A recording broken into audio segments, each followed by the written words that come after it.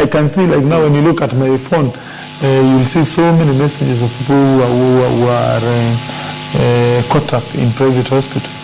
And that right there, Uhuru Kenyatta, is an indication of a failed system. Because why are they even contacting you when they're in private hospitals? There should be public hospitals that they can go to. Yes, and as a member of parliament, you should even be able to tell them, look, I am not here to take you to hospital, go to the public hospital. Well, I can't say that. That's being callous in politics. But the point is... No, my point is that the system has failed. No, but to me, on this one, I have no doubt to say I'm blaming the union officials. There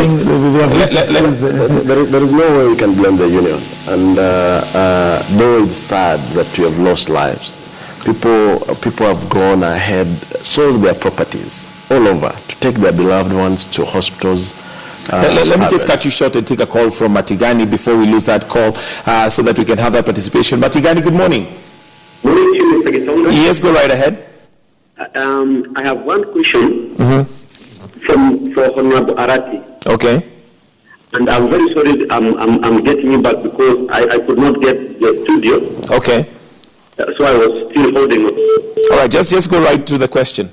Yes, my question is, in 2007, I voted in Western, and I became an IDP.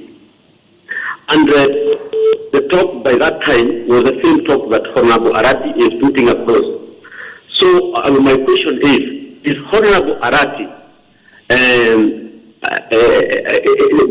it that we have a sinister motive that we know that we doesn't know as Kenyans to put the country to the dogs? Because if they are saying they will not accept win for Jubilee, and they will still hang on that the elections have been stolen, and they will not pursue the legal way, that they are telling us the honorable minister, the honorable MP, should in fact even record a statement in the CID, because these are the guys who will put this country to the dog. Okay.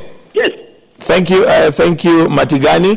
We'll come to that question. I need you first of all to just go back to, I'll come to that question, but regarding now the doctor's strike, you are saying that we cannot blame the union. We can't blame the union. The system, they are down.